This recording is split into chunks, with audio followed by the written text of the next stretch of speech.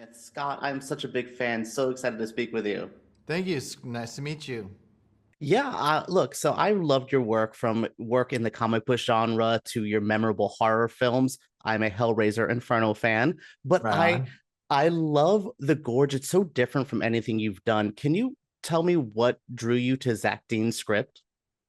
It was two things. One, I had recently fallen in love and gotten remarried, so the love story spoke to me personally in a way that I never thought I'd do a love story, but that was powerful. And I think as much, maybe even more so, I just thought that the structure was original. I'd never seen a movie like it. It's blending like five or six different genres. It's romance, it's political thriller, it's sci-fi action, horror, all these different things, but yet it had a kind of cohesiveness to it.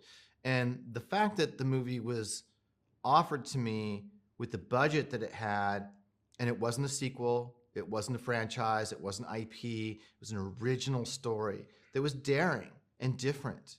That in and of itself, I thought was really exciting. So it was really all those reasons. Daring is and different is a great way of describing it. I love the blend of action and horror. I'm a fan of Versus. I saw The Devil, Aliens. The Gorge fits into that world Oh very God. well. I Can you Saw the tell me Devil is about? probably my favorite horror film of the last 10 years, 15 years Oh, probably. Love it. oh, good to know. Yeah, Awesome. yeah. Well, tell me about as a filmmaker, then blending the elements. What do you do as a director to find a balance between the action and the scares? I mean, it's all in the script. You have to get it right in the script first, which is it's a rhythm thing, in terms of when there's explosive action and when everything then calms down and becomes suspense and quiet. It becomes quiet because that's when the dread really enters in, because something else is coming, you don't know what it is, and then to deliver both the sci-fi horror action beats, but also some sci-fi horror. There's one sequence toward the end on a bridge that I think is really horrific, and it's got a mythology to it that I've not seen in a movie before, and all of that was part of the appeal of making the film. I love what you said about that crucial scene. It is very impactful.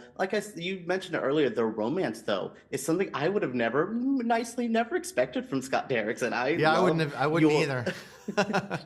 but it's so tender and it's so honest. I love that. Can you tell me about working with these actors and getting this very crucial love story and why you felt it was such an important part of this?